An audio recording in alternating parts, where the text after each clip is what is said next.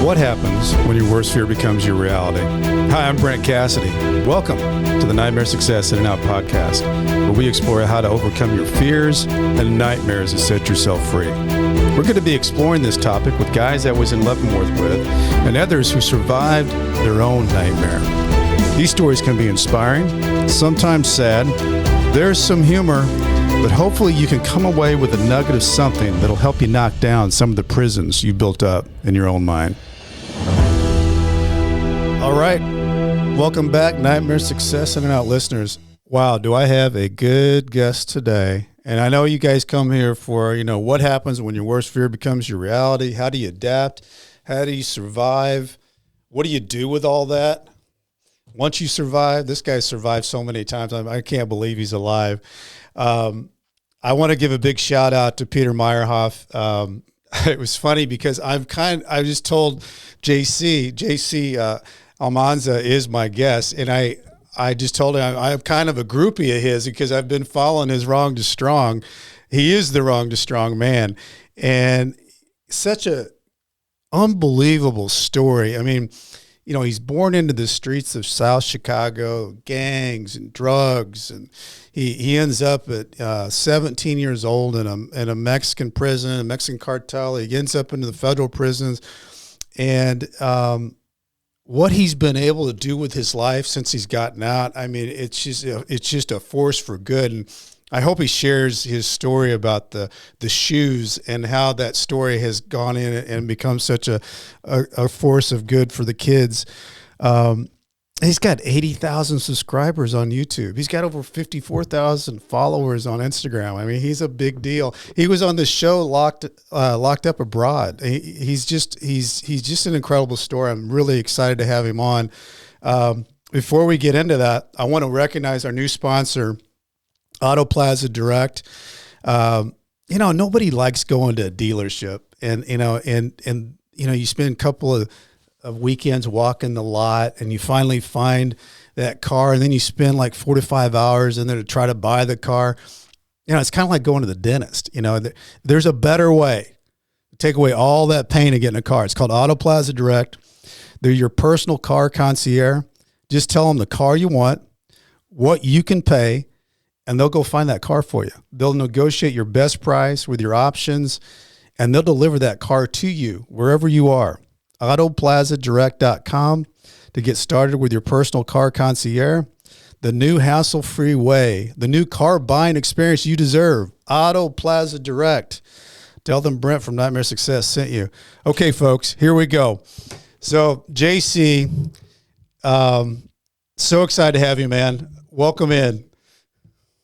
Oh, thank you. Thank you for having me. It's always a blessing to be able to I guess share my story, just to give hope, Well, and I think that's the very cool thing about your story and how open you are with it, how authentic you are with it, just the honesty, the vulnerability of how you tell your story. And it's just, you can't walk away with not feeling like, wow, this was real and inspiring. And, if this guy can do it from how, and let's talk about this, because you were born into the streets, the hard streets of South Side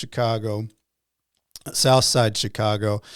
Can you tell us a little bit, JC, what life was like for you as a kid in those streets, in your home, mom, dad? Tell us a little bit about mom, dad, and siblings and what you had. I mean, my younger years were really, really tough, really dark. My parents were really young when they had me and my two sisters. I have two sisters, and my dad ended up, getting into the gang life and living on the streets and just in trouble. And my mom had to move in with her brother, and JC, if I remember right, when you say they were young, they were like 14 and 16 years old, right? Yes. It was normal in Mexico to get married that young. My grandparents got married at 14. And there were kids having kids. So we got to the United States. We come from a small town in Mexico that there's money. It's pretty, hip, but my dad wasn't used to the United States and especially the drugs and all that stuff. So he fell in love with that stuff and left us, and my mom had to fend for herself, and she didn't know English, had never worked. So she moved in with her brother, and I mean, he just had some serious issues. He raped, he raped me. He would drown me. It was How old would a you have lot of been torture. like that time, JC? It was from the age of 4 to 9, Wow. Wow. and the things that I remember the most is the drowning and the dark room. He would lock me in for like hours, and as a kid, cold water as it was already scary Yeah. as it, Yeah. but him getting it ready to I already knew what he was going to do to me, just really messed me up. Did your mom know anything So about it? huh? Did your mom know anything about what was going on? You know, it's a question that I know the answer to, but I've been afraid to ask. Yeah. Yeah. I get it. I'm not gonna lie, I forgave my mom already, and it's history is Yeah. done. I don't blame her. Who knows what happened to her, Right. So I just made my peace with it. So, So when you were that age and having to go through that, I mean, what goes through a 9-year-old's and 8-year-old's mind of this basically torture, fear? How are you dealing with that? I now that I've been like more stable Yeah. and I'm more calm, because I used to be like a little Tasmanian devil, just too much energy, just running all over the place. I think back now and I think about my memories as a child, and there's a very memory that I have of me and my little sister where we weren't allowed to have toys, we didn't have bikes, nothing. It was just kind of mental torture for kids, pretty much. I guess that's what he was like into. Mm-hmm. So I stole the neighbor's bikes, one for my sister and one for me. And I remember that day like it was yesterday. We rode from the morning all the way to the night because like I just seen my little sister so happy. I felt so tough. I felt like a grown up. I felt like a man. And I knew what was gonna happen once we got back, but I was ready to deal with it just because of that moment. So it was tough, man, and my heart started turning into stone. I'm not gonna lie. It by the time I was 9 and I was in Chicago, I wanted blood. I mean, I had already, started doing a lot of just bad stuff. Mm-hmm. So did it just transition pretty easily for you, JC, because the crowd that you probably were running with, they were kind of into getting in trouble, being in things, and you were right there. Did they become kind of like your family? Was that kind of a security for you to fall into a group of people that were kind of helping take care of you? My family, especially my grandparents try to, remove me from the environment, and my uncle also, but I was already so damaged that they didn't even know what to do. They did studies on me and psychiatrists and counselors, and, I was just a mess. So on the streets, I felt normal hurting people. Mm-hmm. I felt normal chasing people down, trying to shoot them. Like I felt, I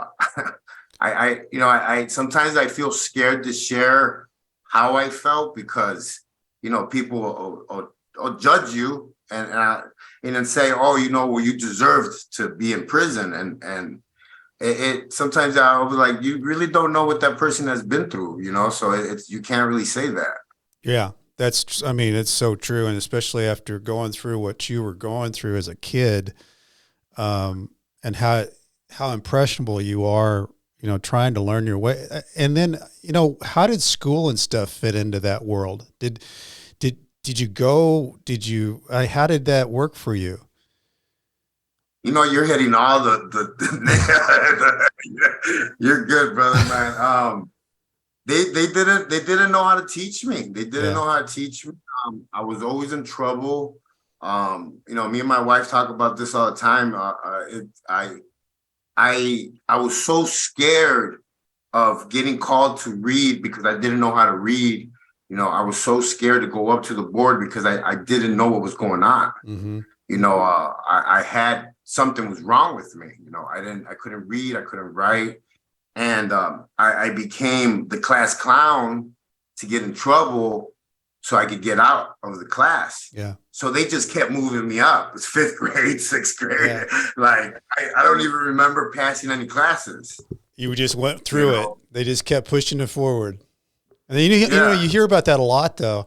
And what I think is so fascinating about it, too, JC, is, reading, I've read so much about your life and what you went through. And you're such a smart, committed guy. You've built things and you haven't given up. I mean, the things that you've done since you've gotten out, it would have been very easy to say, hey, I just don't know how to do that.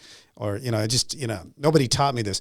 You made yourself learn, and you had a commitment to stick with it. And it's interesting because even though you were on the bad side of things, you had that leadership quality, and it was just kind of in the realm of the world that you knew. And it's as we go through this, it's interesting to see how that turns, that all those things that you used to create yourself to be the top of the chain, you used to, when you got out, to use that with that inner drive to build where you are today. I think it's really interesting.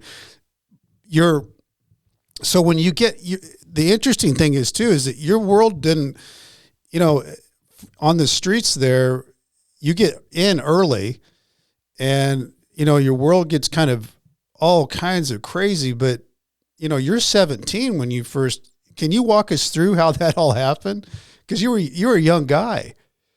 Yeah. So 17 is when I was already working. I started working, going to Mexico at 16. And,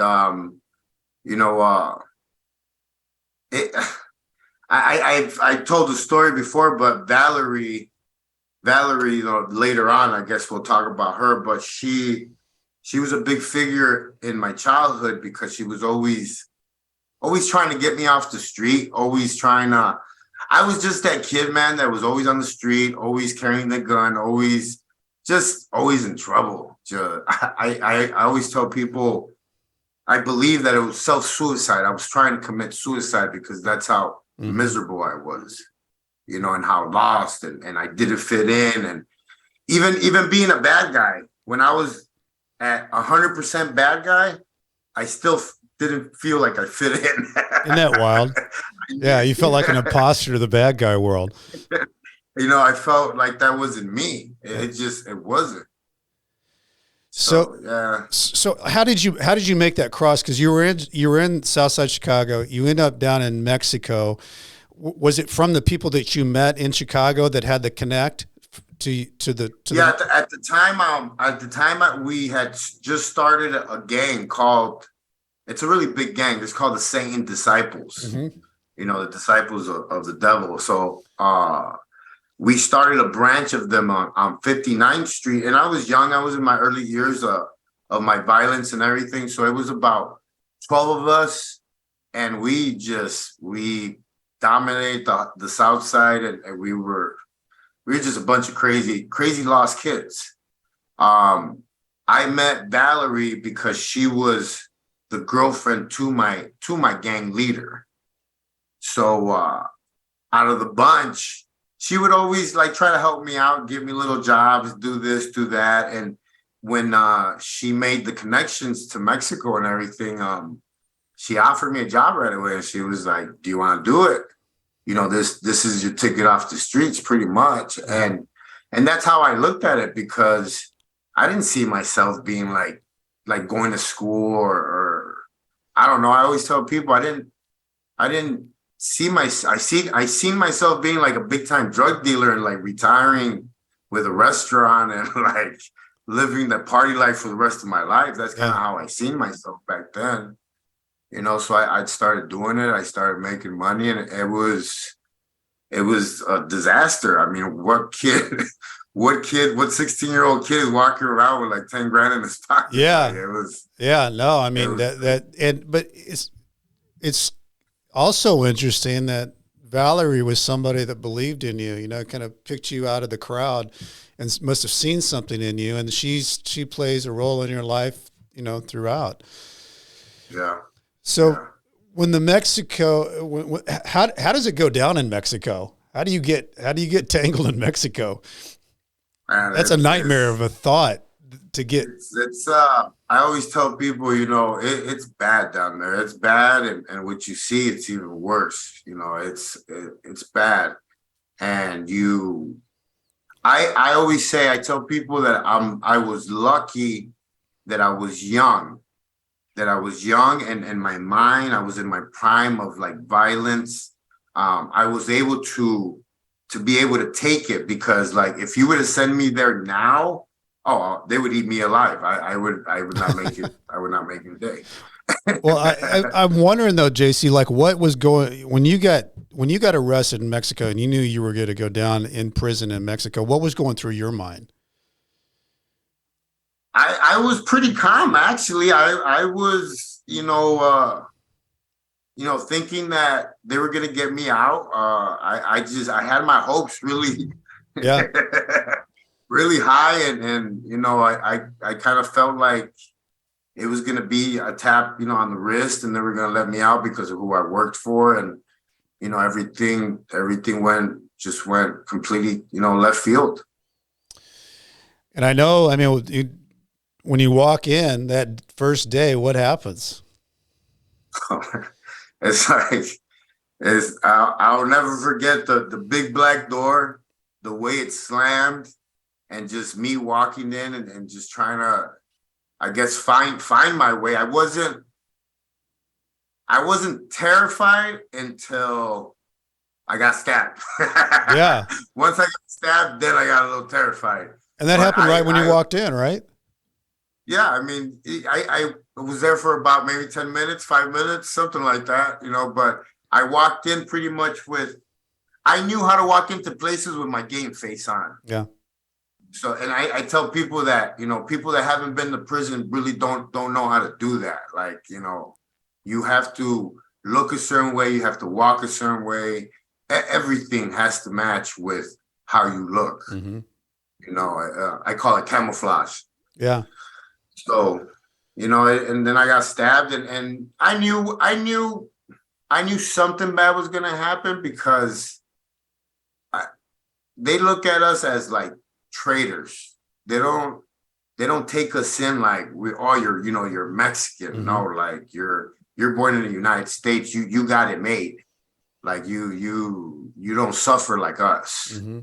So they look at us like as traitors. So I knew something was gonna happen. I mean, and after that, it was every day. Every day, I was lucky that I had there was another a guy there. He was an American, and his name was Ricardo, and he knew how to box.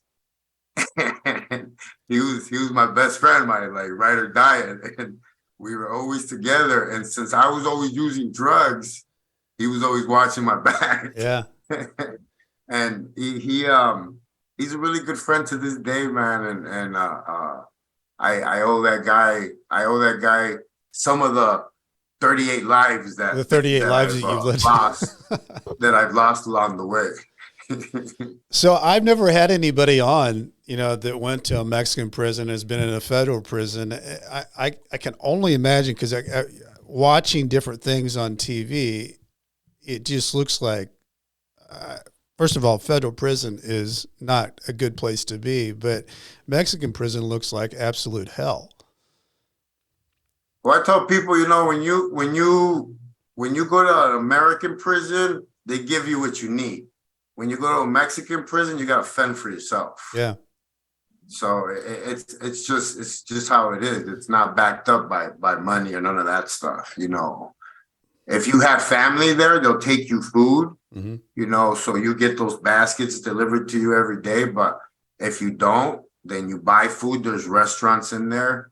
And if you go to Chow, it's gonna be like really bad. Like, Mm-hmm. Well, yeah. I think you were talking about in one of your talks that it's not like everybody gets fed. They just drop off food to a wing of the prison, and you kind of fend for yourself. Well, they're so overpopulated that, you know, once the food comes in, the line just gets long, you know, with people's cups and because it's pretty basic. In the morning, it's watered down oatmeal with a hard piece of bread.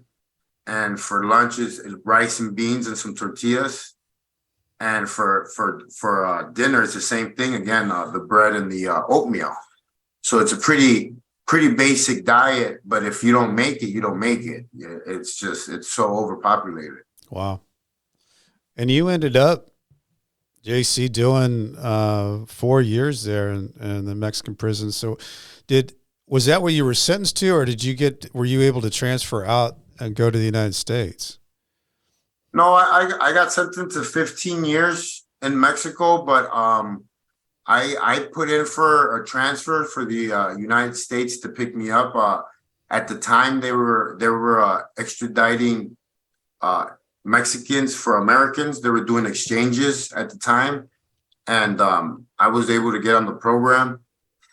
And I waited, but it took forever, man. And you know, everything just went crashing down for me. When I got there, I was like the man. You know, I established my turf. You know, I was working for the man.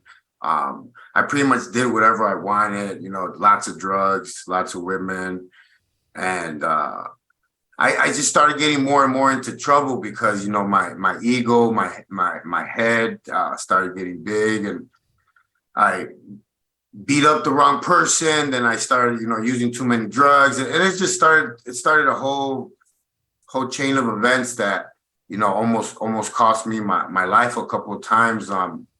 It was by God's grace that I made it out of there. I mean, to tell you the truth, man. They once they moved me to that unit where I really was told not to even leave, you know, if I wanted to, you know, get out to the United States, I was, I'm not gonna lie, I was in constant fear because they could come and get me anytime. And I seen how they lynch people over there. Yeah. Like it's not cool. Like I rather be on the south side of Chicago and just get shot, and that's it. You know, I don't want to get lynched by, you know, 7, 8 people, 20 people. Right. So, you know, no, I mean, I can't even imagine the fear of that, you know, and the bad characters, you know, but I think it's kind of interesting though, because when you came in, and I know you talk about the Florida transition to going to the Florida prison, and along the way you're talking about somehow, some way you're wanting to make a change, you know, somehow, some way. Is there a way to make this happen? Can you kind of walk us through that, your mindset at that time, what you're thinking after you've gone through so many of these different steps through the prison world, the streets of the South Side Chicago, and where are you at in your head? Well, before Florida, I had spent almost a year in solitary, and that's a long time. It really did something to me. You know, it did something to me where I kept thinking about. I always tell a lot of the people that I know, I always tell them, go in your bathroom, put some books in there, put the food that you're going to eat, close the door, and stay there, and sit there for 24 hours. Just sit there. Don't leave. You can't leave. No. Sit there, and you'll realize who you have to deal with. Yeah, I mean, did you feel like you were going crazy, JC? Because I can't imagine. I had a guy on here. I'll see a couple podcasts ago that was had been in solitary for 3 years, and you know, I can't imagine. What were your strategies of dealing with that on a daily basis? At first, I was coping with it, just kind of getting through the days. I want to say I probably went through a stage of depression where I was just sleeping a lot, getting up just to eat, then laying down again, and just like that. But then that doesn't work no more. So then you start, pacing, you start going a little crazy. So then you start to incorporate workouts. Mm-hmm. After you incorporate workouts, then you clean the cell from top to bottom where you can pretty much eat off the floor, off the toilet. Yeah. and it just becomes like a routine that you just do every day to the T. Yeah. And I got to the point where I was doing that, but then that wasn't working no more. So I always tell people that the Liberian guy used to pass by. He really never had nothing good. And no good books. I was losing my mind. I was losing my mind that day. And I don't like to read like novels. I don't know. Like I'm not into them. And he had a book, but it was about the Bible. And I started reading it and it started giving me some peace. And I was like, wow. And I just thought it was like a normal book. I didn't even know it was a book of the Bible. I didn't find out until later, you know. And it started giving me some peace, man. And the whole solitary story is like a huge story. I don't know if you've ever heard that story, but it changed me because they ended up putting me in with one of the Mongols. It's a motorcycle gang. They put me in there with him, and I got to learn that there was individuals like me that, were not educated, didn't know how to read, didn't know how to write, didn't know a lot of things that I guess you could say normal people do know, educated people do know. I hate to say it like that. Mm-hmm. And that relationship with him really started making me think about, man, like, I think I could change. I think I could be a different person, because to this moment, all I knew was selling drugs. I mean, all I knew was making a quick buck. I didn't care about the law. I did whatever I wanted.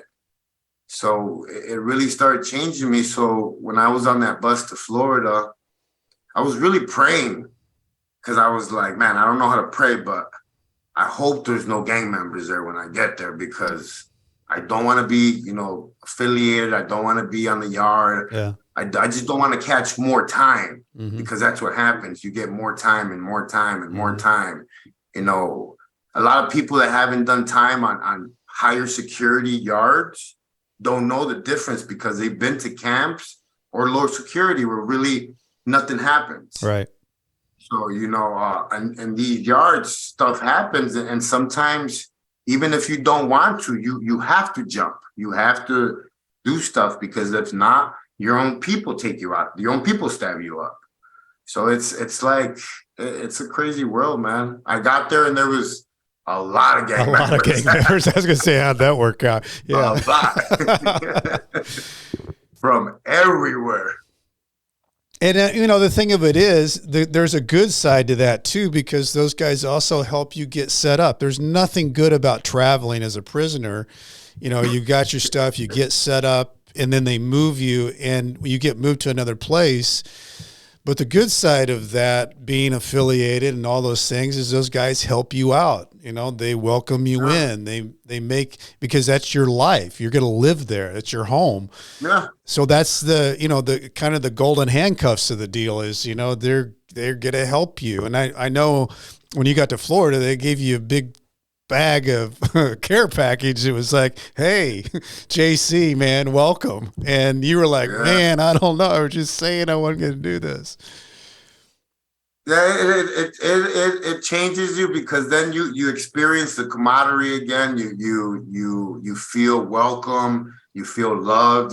So it's hard sometimes to give up that life when it's all you know, because I mean it was my family. It was who I broke bread with. And in prison you eat with them, you shower with them, you work out with them. So it is a 24/7 relationship that you have with these guys.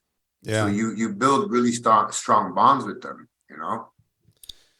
Well, and you did that, but I think the thing that changed you as you were already changing in your mind was I think you were getting the opportunity to get into was it the RDEP program? I got into Yeah. the RDEP program, and Which I had to probably I went into explain that because you and I know RDEP because we were in RDEP, but the RDEP program is the one thing in prison that you can get a year off for. It's rational thinking, it's behavioral thinking. Actually, I think it's a really good thing if people teach it properly because, it probably should be taught in high school or, wherever, because it's not a bad thing for people to think about why they think the way they think and maybe catch yeah. themselves doing something, thinking something before they act. But you get into that program, and can you kind of lead us through, because you don't just naturally just cut away from, hey, I'm with this group that I'm affiliated with, and oh, by the way, guys, I'm not going to be with you anymore. It doesn't quite work that way that easily. No. I mean, I always say God's been in my life. Like my guardian angel must have like broken wings, arthritis, because somebody's always had my back.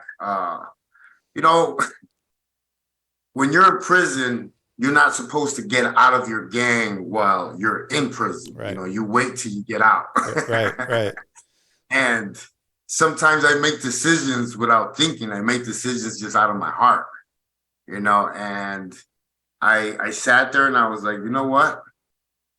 I don't want to meet. I don't want to gangbang. I want to do this RDEP program. I want those 9 months of living, because they kick you out if they see you throwing up gang signs and stuff like that. So it's almost like they set you up to fail because they put you on a yard with a bunch of gang members, but you're not supposed to be affiliated. Right. Everybody's affiliated. So I tell the leader, and he's like, well, you know what's going to happen. And I was like, well, yeah, I mean, I guess. I thought you would understand. Well, you kind of gave him your life story. It was a hard story to hear. I mean, and then he said, well, you know what's going to happen. I mean, you give him your heart and soul down to, what's going through your mind. And he says, yeah, okay, well, anyway, here's what's going to happen. So you go back to your cell. There's a lot of people with cold hearts in there, So I go back to my cell, and I pick up my knife, and I'm like, man, like, the ego kicked in me, and I was like, well, if they're gonna try and get me off the yard, I'm gonna take a couple with me then, and it's just gonna have to be like that. But something in my heart, man. I tell people that seed was already there, that I just didn't want to be in prison no more. Like I felt like I was like, I had a purpose, but I just didn't know what it was yet. Yeah. And I opened up the Bible and I read Psalms 51, and I put it down, and I went to work. I was working in the kitchen, and I was making the ground beef, and one of the Blackstones came running up to me, and it's a gang from Chicago that they pretty much ride with us. They're with the Land Kings. So he comes and tells me, he's like, hey, they got all the Land Kings, and they're escorting them out. And I was like, stop it. And, I ran out to the window, and yeah, sure enough, they had been under investigation, I guess, prior to me getting there, for like cell phones. The guard was helping them bring it in. It was this big thing, man. It was, I think, the warden's daughter. There was a CEO there. It was big. Wow. And they were under a federal indictment, and they were taking them all out. And I was counting them, and I was like, well, there goes that one. There goes that one. And I was like, man, they took all the head guys. Wow. So, when I got out the next day on the yard, I was like, I'm gonna do some sweet time now. I'm gonna pretty much do whatever I want. And there was a couple Land Kings left there, but they were more kicked back, and we still had to do certain things to preserve our table, on the yard, our spot. There were still things that I needed to do, but they knew that I wasn't on no gangbanging stuff. And I'm not gonna lie, in Florida, I mean, I was like the only race that could really sit on anybody's table. Everybody, just the Bloods, the whites, everybody shook my hand. I just carried myself different on that yard. It's interesting. You know, It didn't happen a lot. It's very segregated, very primitive society. yeah, especially with the white dudes. The white dudes were my favorite because they just Johnny Haynes. I remember his name. He was from the South, and he was just. I just had never been around people like that before, and it was like almost, I guess, funny, but at the same time, it made me feel good because I could win these people over, and they actually like loved me. They respected me.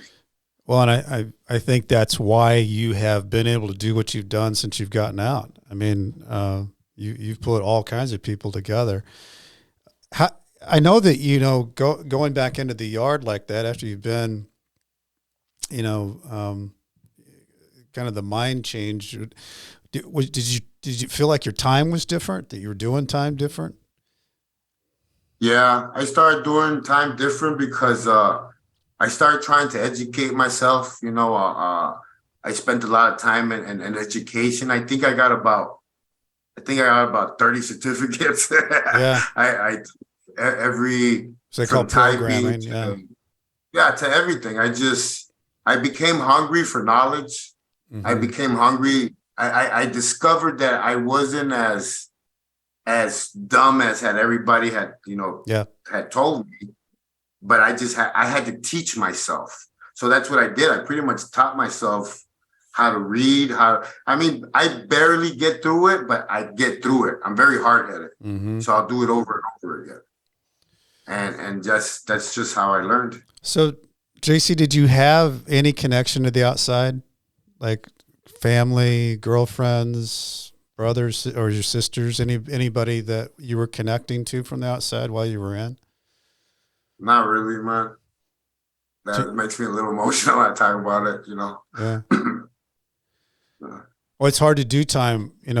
I saw a lot of guys that I was with that they didn't have, they lost everything, and then they lost their family. And I always say I was so lucky because I didn't. I had a great wife that, she basically put a cape on and be, a superhero type person, keeping everything together. But I always thought, the guys that did their time, that they were just doing their time and didn't have any connection. Because I almost felt like when I had visits, it was almost like I got to straddle the fence, from the outside world to the visit. I mean, it was always so painful. The only thing was, it's so painful when the visit's over because, then you're back into the prison world. But as you got closer to the door, knowing that you're going to get out, what was going through your mind?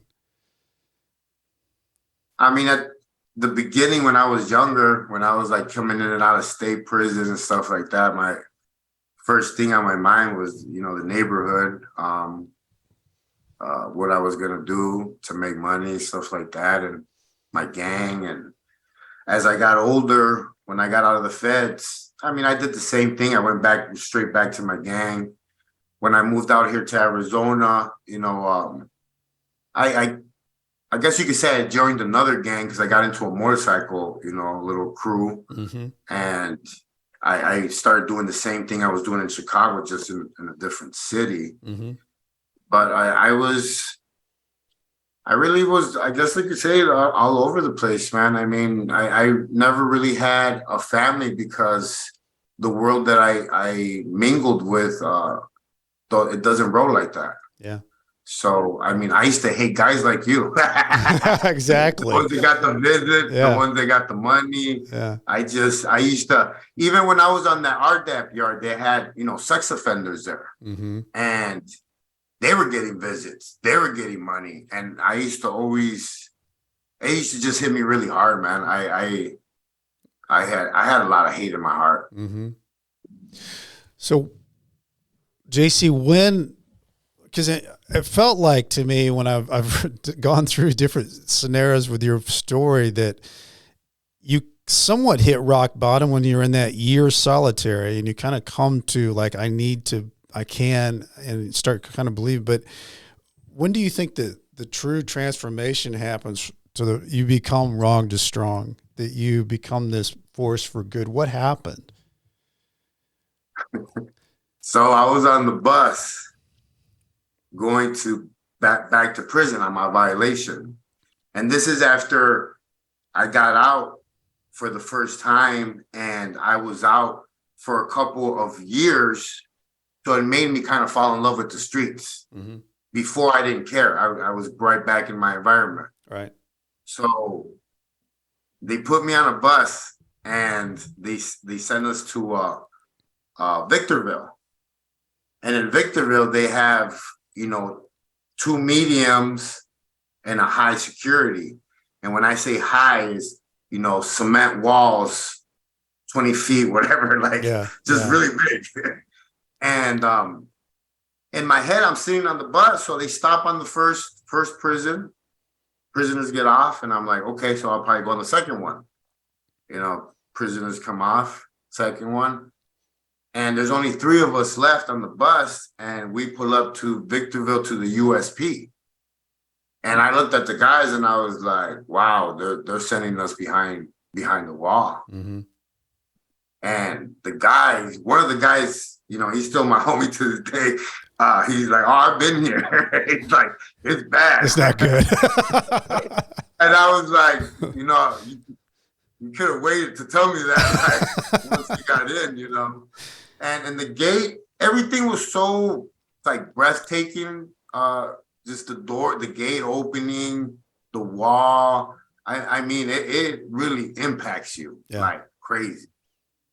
And once we got in, I mean, we were there for maybe an hour, 2 hours. We were going to get fed, and somebody was already getting stabbed for a piece of chicken. Mm. Like, there was blood all over the walls, handprints. And I'm sitting there eating, and I'm like,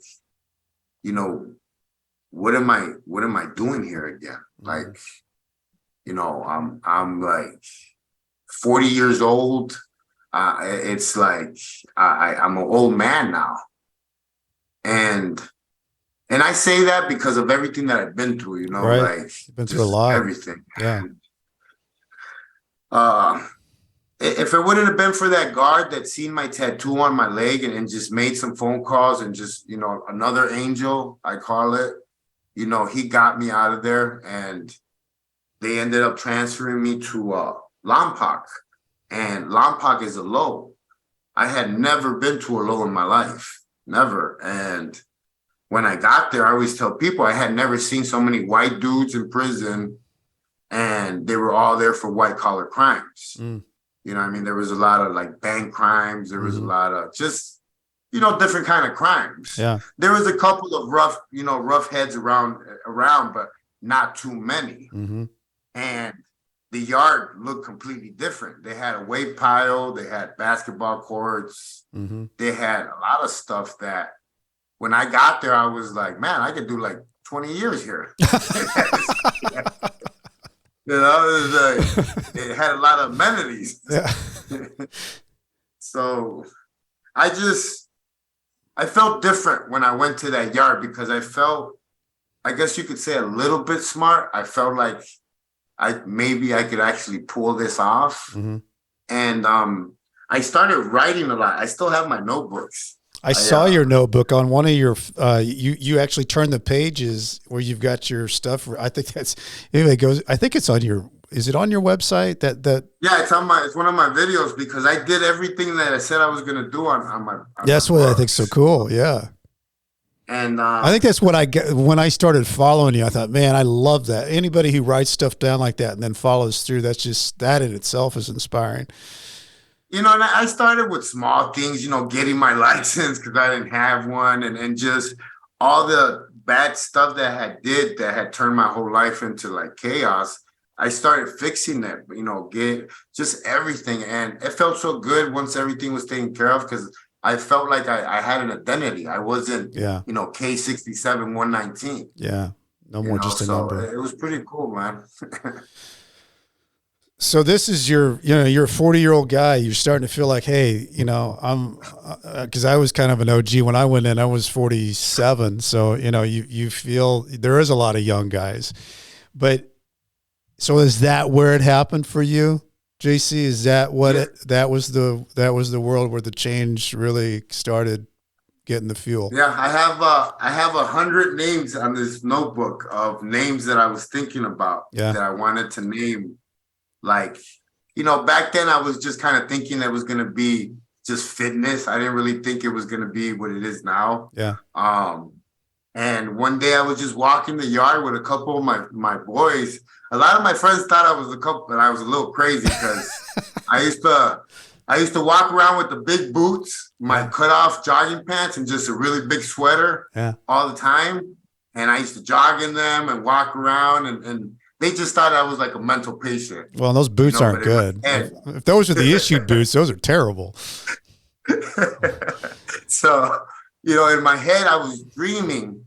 And that's one thing I try to explain to people. Like, as a kid, I didn't get to have toys. I didn't get to have none of that stuff. So I played with a lot of cardboards. I played with looking at newspaper ads of the toys and playing with them in my head. Mm-hmm. Like that's how I played. So I guess you could say I've used that to my advantage. Yeah, now it's your that imagination. Sure. Yeah. So I have my imagination. So I would walk around for hours on the yard and just come up with names and video ideas and what I was gonna do and just everything. Once you get me going, it's like you gotta like turn me off.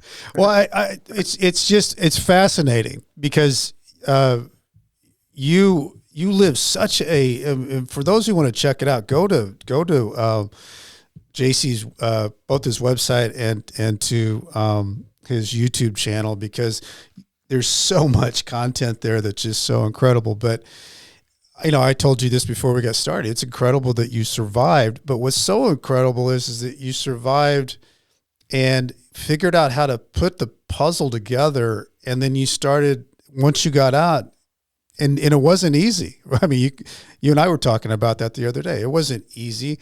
You've got 80,000 some odd subscribers on YouTube, but at one point you said you had like 50 and you're like, well, I don't know if this is going to work, but you didn't give up on it. No, I one thing I am is hard-headed, and I'll figure it out. You got it. Pretty much. You got it. I mean, I think one of them, this is kind of an emotional story, but you have such a way to tell stories. But the shoe story, can you walk us through how that came for you personally and what you then turned full circle 180 back around to the kids? Yeah.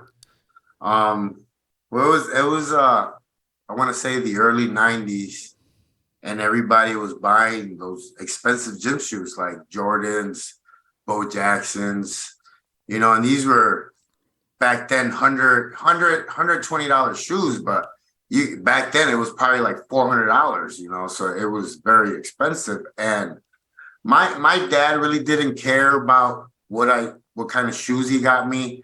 So, I was always wearing kind of plastic shoes, Jordashes, Payless shoes. Yeah. And it affected me so much because like I tried to play basketball. I tried to play a lot of sports. A lot of people don't know that. Like I played a lot of sports, boxing, all kinds of stuff, but I always got made fun of because of my shoes. Mm. They would rip on the side and my dad wouldn't buy them, so I would have to wear them like that. So kids would make fun.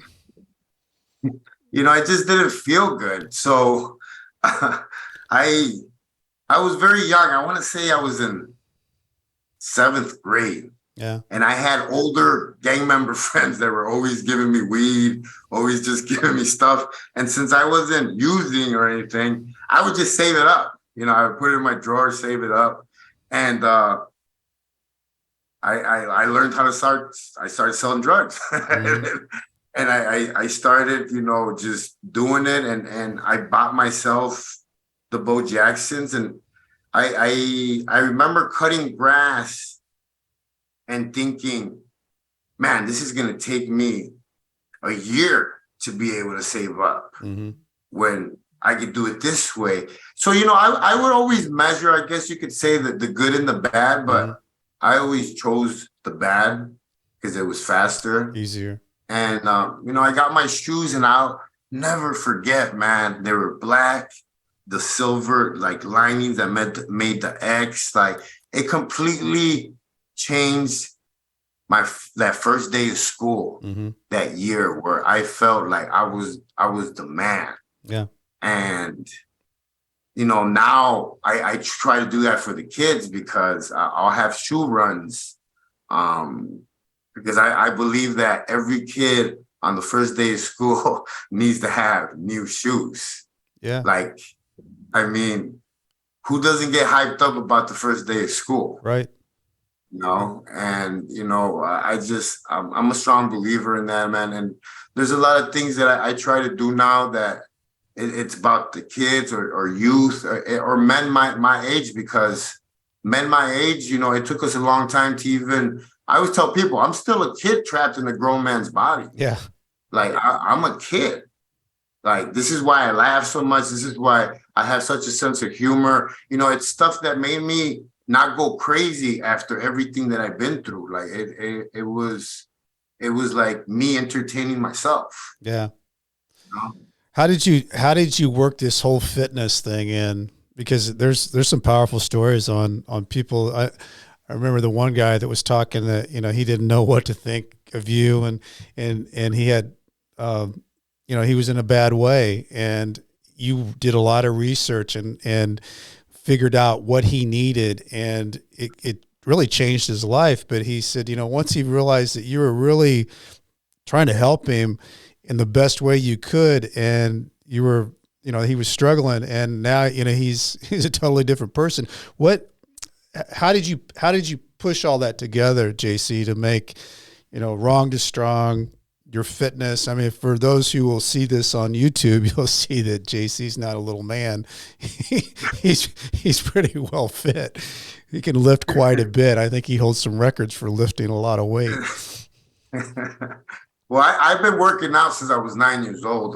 There's always been weights in my house. My dad was a gym rat. Mm-hmm. And that's how he got all his girlfriends at the gym. Mm-hmm. So we were always at the gym working out.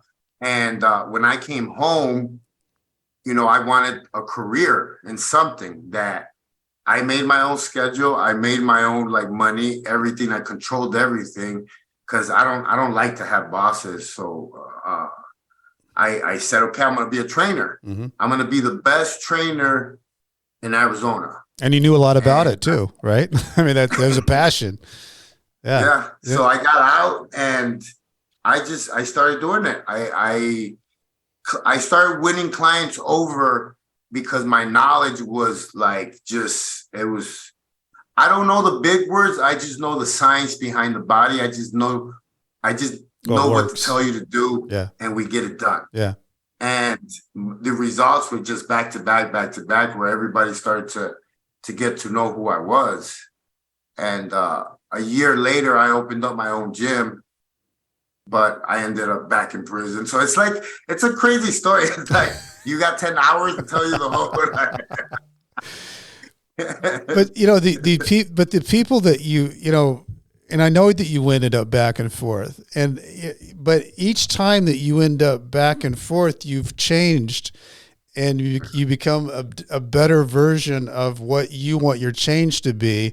And I think that's why it's so interesting, we're talking here today, because each time you went back, you came out, and now you're out, and I can't see you going back. It's one of those things where you totally have transformed. You've totally made the transition of doing what what you're doing fuels you up now, and how you. I guess the other thing that's I find interesting is that you used your passion of knowing how to keep the body fit and how to build and become what you should be, a better version of yourself. But really, in a sense, and I hear these people talk about you, you've kind of become their life coach. They're getting in shape and they're feeling better, but in a sense too, you are more of that you're more of a life coach to them. I've built a relationship with my clients because I've learned that, everybody has a story. Everybody's been through something. And I've learned more from them than they've had from me. Actually, they've been my good teachers, and even how the way that I speak, everything they've been like my teachers, and I train like 50 and over. Thank God somebody does it. All my clients are elders. Yeah. And it made me want to do my job better. So I started researching, man. I would come home and watch a YouTube video about fitness, a YouTube video about editing, a YouTube video about pictures, thumbnails. And I was just on a schedule. I would just come home. And I knew it was going to take me longer than a person that could, go to school or actually read a book and learn. But I knew that one day my hard work was going to pay off. So I just kept doing it. And Wrong to Strong just kept changing. It went from a fitness brand to a supplement brand to it's really a lifestyle brand. Fitness. Yeah. It evolved to so many things. I think it means a lot to people on Wrong to Strong because everybody has something wrong that they, it's relative in their own life, whatever went wrong, it could have been a bad childhood, could have been a divorce, could have been somebody's death. There's so many things that could have gone to prison, but, Wrong to Strong really, I think, means something to everybody. And I think that's why what you're doing is really, and I think that's why you have so many followers. Your message is you can make it. Your message is that regardless of where you've been, you can still get over the hurdle and you can still become the person you want to become. And that's what I think is so powerful about what you're doing, JC, is you are using, and this is what this podcast is about. Nightmare Success is about, you don't get success without walking through your fears and your nightmares. You've got to knock that or go under it, around it, whatever, but you got to step into it. And it's not fun to step into because you got to step out of your comfort zone. And I think that's what your secret sauce is. I think that's why I was drawn to you, over a year ago, is that first of all, your story is so impactful, but you continually show that you can do it. And that's what people like. People like a good comeback, and people like to think, you know what? Look at JC. He's making it happen. Maybe I can get off the couch here and not sit on the side. Because I always tell people, JC, you don't want to be the guy sitting on, your rocking chair on the porch at 85 years old and say, I wish I could have gotten into the game. And, that's what your story is about. You got on the field, might have not been perfect, but you're playing the game and you're making the plays. And I think that's what people like about what you're doing. And, I think Wrong to Strong is a perfect brand for you to, God knows what you're going to do with it. You'll probably be a movie star. I'm taking a theater class. I know, you told me. Community college, and I did a couple of acting things. And I'm a dreamer. I've been a dreamer since I was a kid. And, I just feel that when you set your mind to do stuff and you discipline yourself, you could accomplish anything you want. Like, it's just, I tell people I've only been out for 5 years. Yeah. And a lot of people are like, get out of here. And I'm like, yeah, but man, I came out and I hit the ground running. Yeah. Like, yeah, I made some of the same mistakes I had made in my life, but it's because I didn't know better. I was still kind of learning. So I had to maneuver. But my big, honestly, my big change came when I met my wife, and she introduced me to my faith, and it just started changing my life even more. My discipline just added on to that, and everything started to change. Everything started to fall in place. I'm a firm believer that God is using me for a purpose, and I'm just staying on course, doing what I have to do. And one of those big things is me of being of service, helping people, change and just guiding them. I just hold the flashlight. They got to do the work. That's it. Well, I guess I always ask people this on the show is that, what do you think is your biggest takeaway through everything? I mean, you've lived one hell of a journey. I mean, for those people listening out there, what do you think is your biggest takeaway through all this? Bro, I cry every day. There's not a day that I don't cry because I'm so grateful of what my life is today because of everything that I've been with. Look, I'll start crying right now. You're kind of making me emotional. I don't know what you're going to say. And it's just because I'm just so grateful of my wife, my house, my life, my friends, you, Peter, just everything, the way that who I'm surrounding myself with. I'm so blessed, man. And I just want to keep helping people, man, because if I feel like this, everybody should feel this way. Yeah, man, that's good stuff. And and I guess that's the thing, that out of all this stuff, you could have gone in such a dark path for the rest of your life, JC, and you didn't.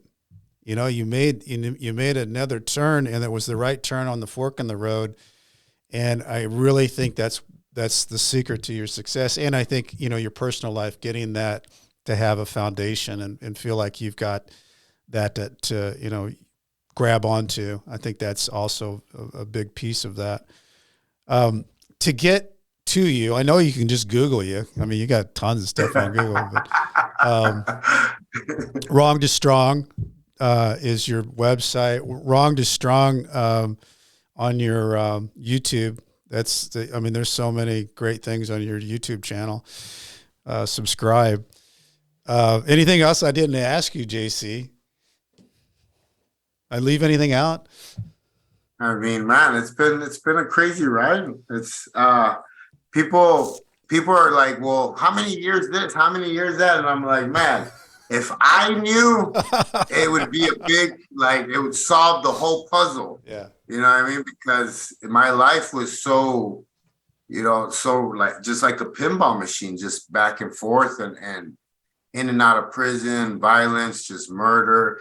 And that's why I tell people, that's why I'm so grateful, because I didn't know peace could be like this joyful, it could feel this way, and having a partner to be able to enjoy that with, and man, it's changed my life so much, and I want to just keep helping people, man, feel the way that I feel. That's all. And you could be so bitter, of being, a kid that was more or less tortured and went through all the things you'd never want a child to go through, and then go into that other dark world, and you're not bitter, and it just exudes out of you, your gratitude and your gratefulness. And, and I think that's why people want to be around that. And I've, so impressed with your success and so happy for your success, JC. You've done great.